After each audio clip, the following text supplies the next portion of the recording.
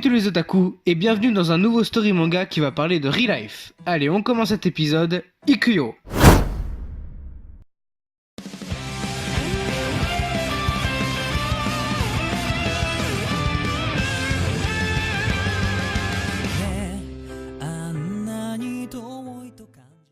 Pour commencer, j'ai d'abord découvert Real Life par ce manga qui a été fait après l'animé.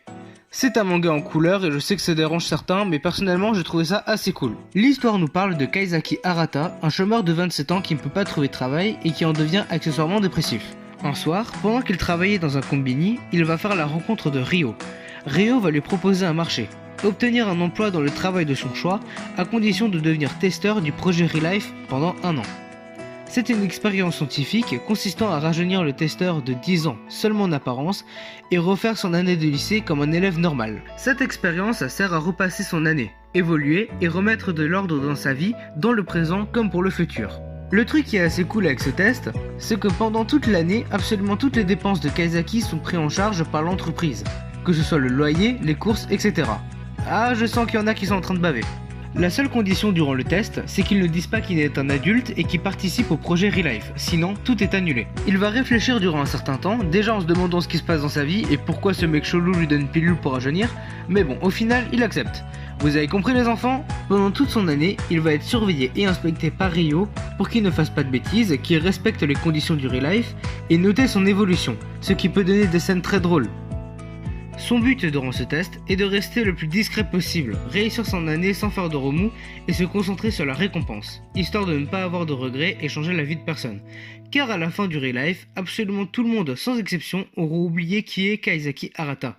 Si on venait à le reconnaître plus tard dans la rue sous forme adulte, ce serait très grave.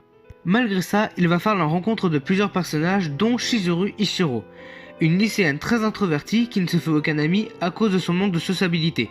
Ou peut-être à cause de son sourire, mais dû à son manque d'amis, elle se renferme sur elle-même et elle tombe en dépression. Mais heureusement, grâce à son expérience, notre personnage principal va quand même l'aider, l'encourager pour qu'elle se fasse des amis et qu'elle profite de sa vie, ce qui va lui-même le faire évoluer sans s'en rendre compte.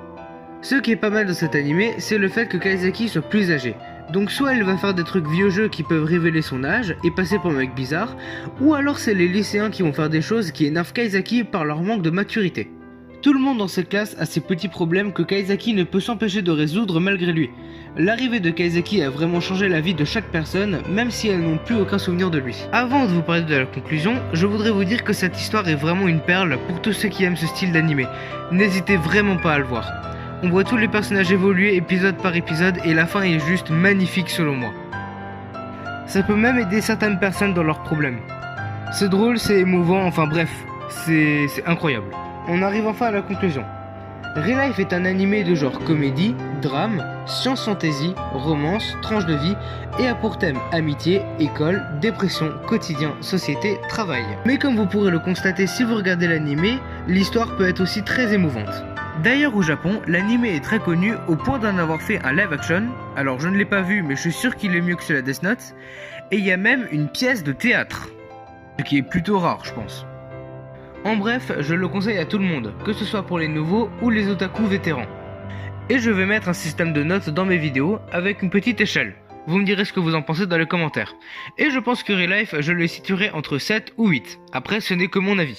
Pour cette vidéo, on m'a conseillé d'en dire encore moins sur l'animé et je pense que j'ai réussi ma mission. Je vous invite à rejoindre la page Instagram de la chaîne Aritaku-san Off, où vous pourrez voir les making-of et où vous pourrez voter quel animé sera traité dans un futur story manga. Merci d'avoir regardé la vidéo jusqu'au bout et on se retrouvera pour un prochain story manga sur Charlotte. A bientôt.